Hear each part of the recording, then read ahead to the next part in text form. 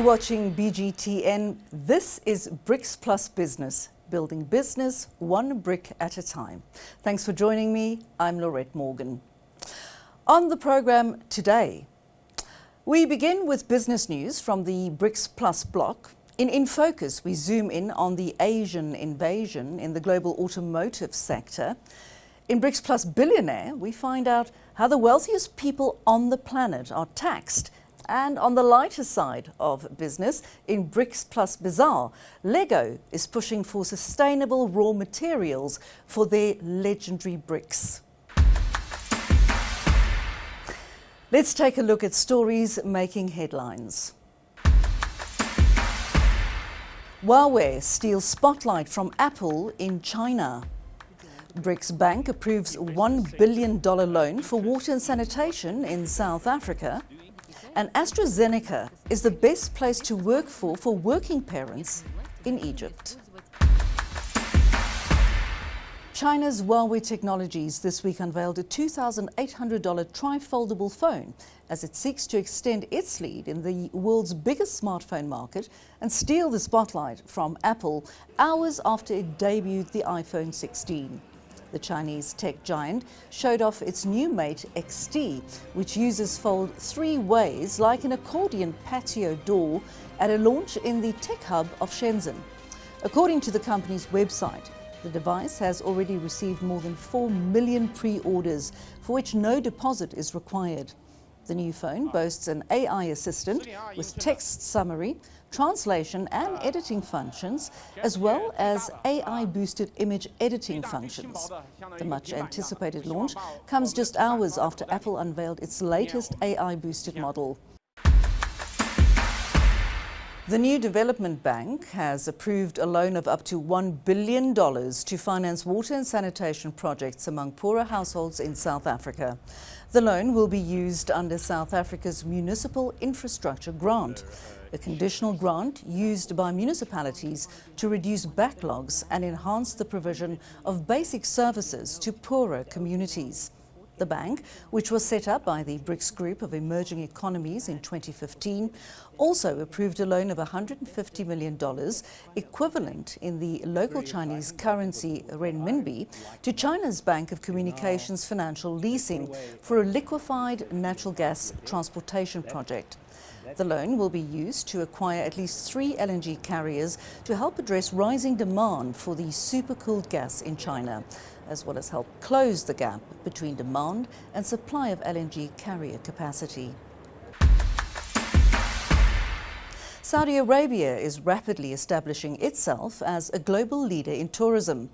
This progress was on full display at the IHIF Asia International Hospitality Investment Forum in Hong Kong, where the Saudi Ministry of Tourism highlighted the vast potential for international investors to capitalize on the kingdom's rapidly expanding and diverse tourism sector. Saudi Arabia's strategic location at the crossroads of 3 continents and its strong economic ties with Asia underscore its potential as a global tourism hub. To capitalize on this, the Kingdom has introduced the Tourism Investment Enablers Program, with the Hospitality Investment Enablers Initiative, or HIE, serving as a cornerstone. HIE is designed to significantly boost accommodation capacity in key tourism areas, driving private investments up to $11 billion and increasing annual GDP by $4.3 billion by 2030. The initiative aims to create 120,000 new jobs, supporting Saudi Arabia's broader economic diversification goals. Key incentives include corporate tax exemptions, VAT reductions, and access to government-owned land under favorable terms. Russian Foreign Minister Sergei Lavrov visited Riyadh on Monday, where he met Saudi Arabia's de facto ruler, Crown Prince Mohammed bin Salman, and other officials from the Six-Nation Gulf Cooperation Council.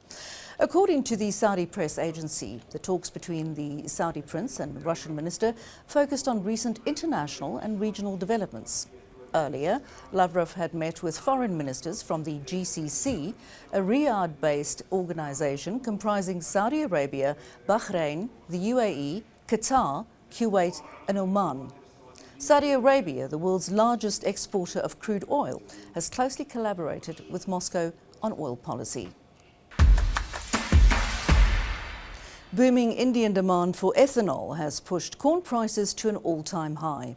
In Myanmar, the price went up to $270 per metric tonne from around $220.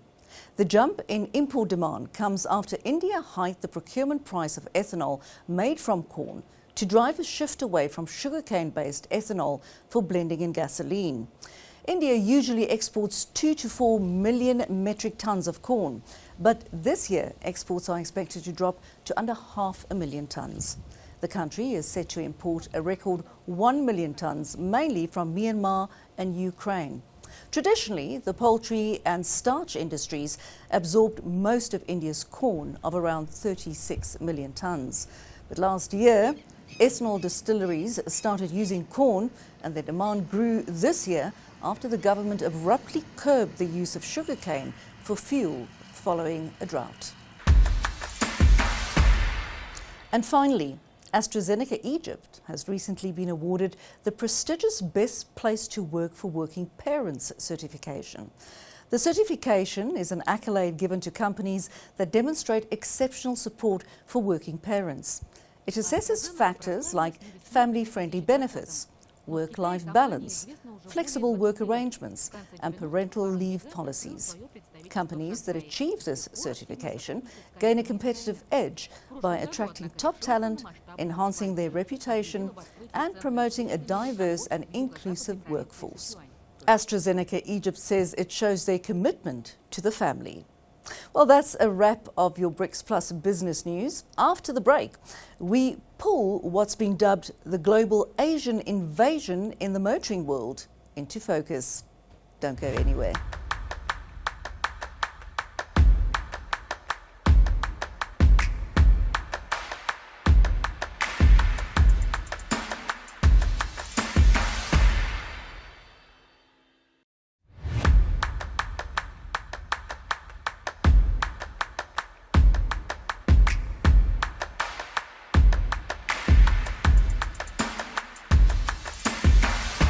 Welcome back. You're watching BRICS Plus Business. Of late, there's been an influx of Chinese vehicles onto the global motoring market. They make their products difficult to resist, seemingly providing a very high spec from design, luxurious creature comforts, right through to cutting-edge technology, and at prices manufacturers from other countries simply can't match. I visited this year's Festival of Motoring, held at Kyalami, just north of Joburg in South Africa, to get the lowdown on what's being termed the Asian invasion. This is Lamborghini's new hypercar, the Revuelto. Now, if you can afford this vehicle, then this next story is not going to have much impact on you. However, for the other 80% of motorists in the world, it does. And that is the influx of Chinese vehicles into the global market. And I'm looking particularly into BRICS market and what impact it's having on other manufacturers. Actually, 98% of us can't afford these babies. Still, that doesn't stop car enthusiasts from visiting motor shows for a glimpse at dream cars. Realistically, this is what the rest of us look at buying. Traditional brands that were all well represented at the show. But with the global recession that followed the COVID-19 pandemic, international vehicle sales have plummeted. I asked sponsor of the festival, Westbank's CEO Ghana Msibi, to tell us about the shape the South African car market is currently in. I think the car market is in a place where we are well set for a rebound. However, I think one has to manage expectations in the context of the quantum of that rebound and the pace of that rebound. We've been in a regressive state as an industry from an activity perspective since 2017. Now, when one looks at the peak, which was at 2019, the number of brands we had relative to the number of brands we have now, you can almost see. We've got at least 6 extra brands that are participating that went in 2019, but we just got 2,000 cars more. Okay, not sexy, right? Not sexy. But if you look at the cost of funds, kind of interest rates, lending rates, what customers have to pay since then to now, it's a massive jump. So our view is now that you've got additional players in the market who have come in at really competitive price points, and you start to see this drop off in cost of funds or lending rates for customers, that combo really positions the market for this kind of, this trajectory of growth. The Asian manufacturers, particularly China, an influx of vehicles from China coming into the market. How is this impacting our market here in South Africa? So we term it the Asian invasion, right? And I think it's going to become a prominent feature of the brands that we see. And if you just think about the brands that we've got now, I mean, you look at Chery, you've got Omoda, you've got J-Coup, you've got Jetua, you've got GAC, you've got Haval, GW, and there's still more coming. As they're coming in, I don't think all of them will survive either. When they then come in, they still have this price to worry about, but I think it's going to be about second life. Yeah. The residual values, who holds better, who resells better, quality, workmanship. It's great when it's new and we're looking at it and we say it's great quality. Okay, I don't know what it looks like after 4 years. Asian brands entered the local market in the 60s when Japanese manufacturer Toyota introduced their Corona and Corona Bucky. But it wasn't until 2007 that Suzuki, previously under the Delta Motors umbrella, went it alone after Japan realized South Africa is a great entry point into Africa and set up shop in Johannesburg. Vehicles like the Suzuki Jimny had already gained popularity before, but in the last 5 years, Suzuki has roller-coasted its way up the NAAMSA new vehicle sales chart, and in May this year briefly knocked VW from second position. That's largely due to the popular Swift, and the manufacturer unveiled its fourth generation at the festival. But what makes Asian brands so attractive to the South African motoring public? For us, it's not just a value, not just an issue of price, but it's an issue of value. And for us, value means to have a product that is that has great features, a product that is affordable, and one that is reliable and trustworthy. And I think also it comes back to running costs. In terms of running costs, there's very few vehicles or brands that are as efficient to run when it comes to day-to-day running costs, because Suzuki have been building engines and have been producing very efficient vehicles since the 1950s. Now, Suzuki has been in South Africa for 16 years, followed by South Korean brands Kia and Hyundai, who have also had great success. But the true Asian invasion I refer to started more recently, with 6 new Chinese manufacturers launching locally over a very short period of time. And they're all doing exceptionally well. Now they've tasted success in the African market, and more are coming fast. I asked 2 renowned South African motoring journalists why Chinese vehicles are selling so well. The Chinese government was very proactive in making sure that anybody that was exporting cars out of China into world markets was building cars that met the requirements of most, pretty much all European countries. So what we're getting here is top quality workmanship, top quality engines, top quality suspensions.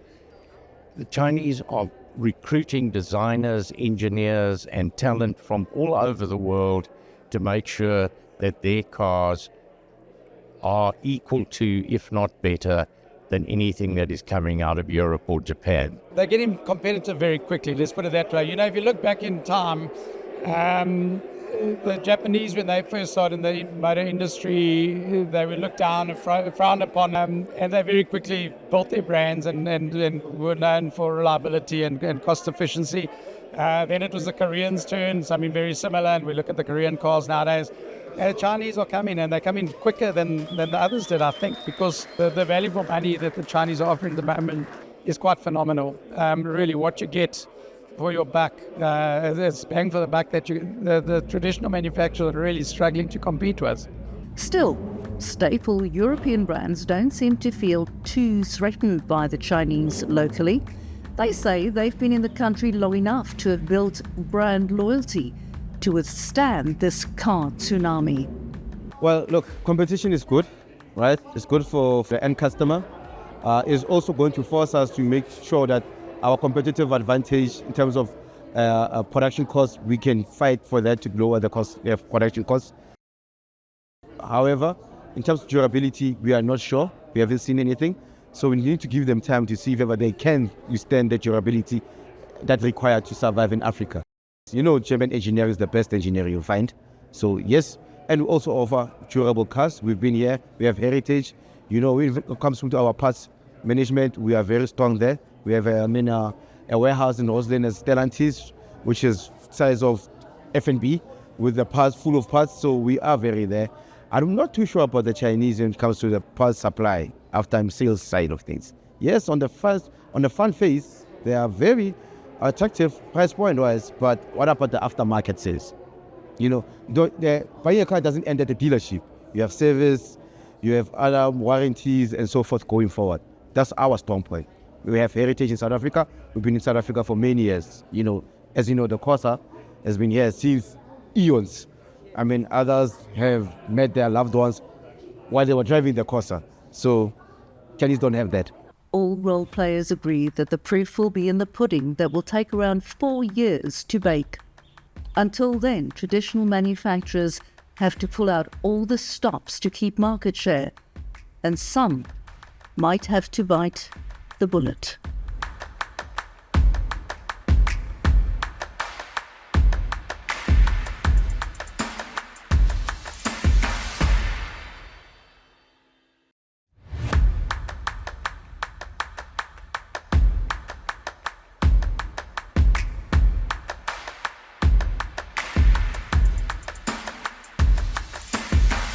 Welcome back. You're watching BRICS Plus Business. Back in the 80s, songs told of how everyone wanted to be a millionaire. In modern day, we find close on 4,000 billionaires that we know of across the globe. And the question on the lips of tax-paying citizens everywhere is, are they paying enough tax? And should they pay more for their position of privilege? Our Brazil correspondent filed this report.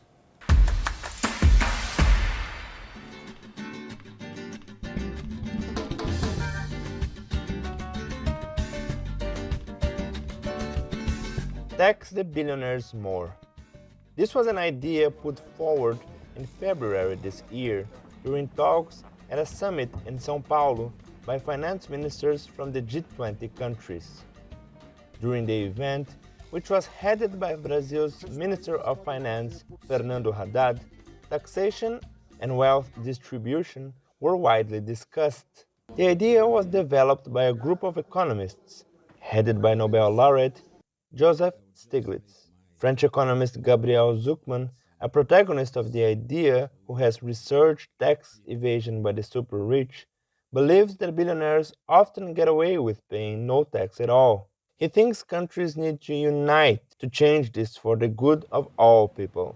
Those who favor this proposal see it as an opportunity for increasing government income and, thus, reinvesting the money to reduce inequality. E a gente tem estimativas de levantamentos de... We have estimates of a very significant demand for investments that need to be made both to combat hunger and for climate adaptation, and broader investments to fulfill the agenda of the Sustainable Development Goals. So we do believe in the construction of a tax on the richest, a taxation of at least between 2 and 5%. We estimate that with a 5% tax, we could raise around $1.5 trillion a year, which would be enough to invest in all these agendas that I mentioned. According to the 2024 Global Tax Evasion Report, developed by the EU Tax Observatory, the ultra-rich are paying an average of 0 to 0.5 of tax, far below the percentage of what people who earn much less are paying. This proposal claims that if the ultra-rich were paying an average of 2% of taxes each, the revenue potential would raise close to $250 billion from less than 3,000 individuals worldwide. However, while taxing billionaires more would raise an amount of money that could help poor and emerging countries reduce poverty and inequality, it's not so clear-cut. Economists that are against the proposal argue that if the governments in emerging countries handled their finances better, they wouldn't be facing such inequality issues.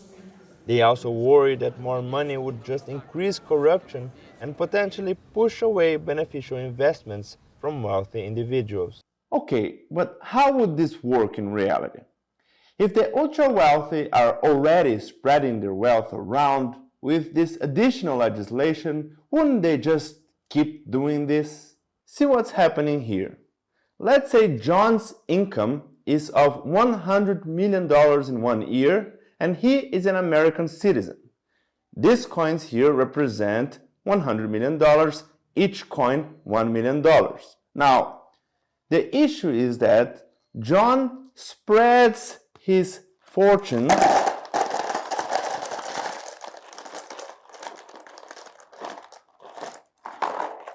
into tax havens, leaving only a small amount to be declared as taxes into his home country, which amounts to